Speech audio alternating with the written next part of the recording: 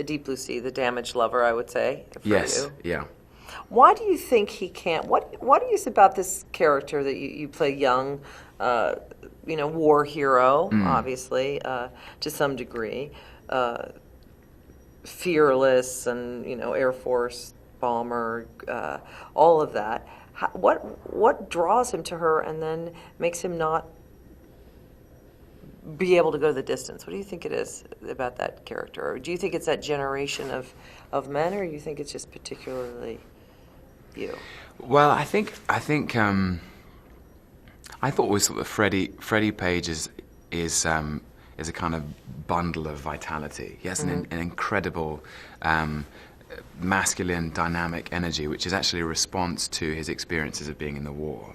So he's been around so much, and those fighter pilots were, they were the heroes of It's like riding a motorcycle with wings. The planes were so small, and they're fighting dogfights above London, and it took a certain kind of courage, I think, and they all had a twinkle in their eye.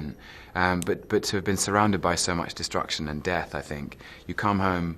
I imagined it was all in my imagination, and from some of the research I did that.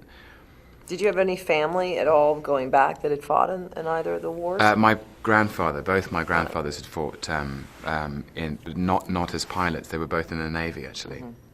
And I'd spoken to them sort of very briefly about it before they died. But it's one of those things that you simply don't want to talk about. The trauma is still there. It's too raw. But the response, I think, to that trauma is to live. If you're surrounded by death, it makes you want to live. So Freddie wants to drink and play golf and drive fast and sing in the pub and make love. And I think that is all of that vitality is what Hester is attracted to. Here's somebody who's so thrillingly alive. And then later, I think when she depends on him to the extent that, in a way, her emotional security, her emotional center is on his shoulders, to the extent that she's willing to commit suicide because he doesn't love her in the way that she loves him. I think some kind of steel plate comes down, and I think he doesn't have the emotional maturity or the emotional self-possession to be able to hold that.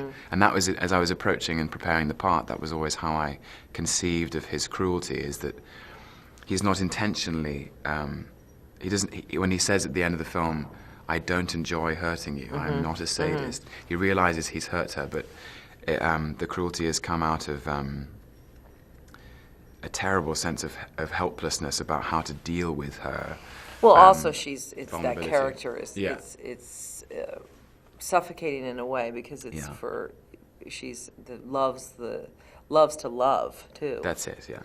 There's also that, which kind of is innate in its failure. Yeah, and also she's running from something as well, which he's not related to. So Hester is running from this stagnant, passionless marriage, and it possibly is as she's running away from that, is projecting onto Freddie in a way that Freddie can't really. So I'm not responsible for that stuff. But it was it's a fascinating dynamic, I think. And a famous play, which I didn't realize. Yeah, very, very famous. And kind of like an actress. I was talking with Rachel about that, like a great actress. Vivian Leigh and Peggy Ashcroft. Famous, right? And now Rachel Weisz. Yeah. All right, Tom. Well, this is obviously a name where everyone's going to be talking about for a while. You got a big year coming out. It's great to see you. Great to see you too. Congratulations. Thank you, Krista. See you on down the road. See you down the road. Yeah, see you in America a lot more. Yeah.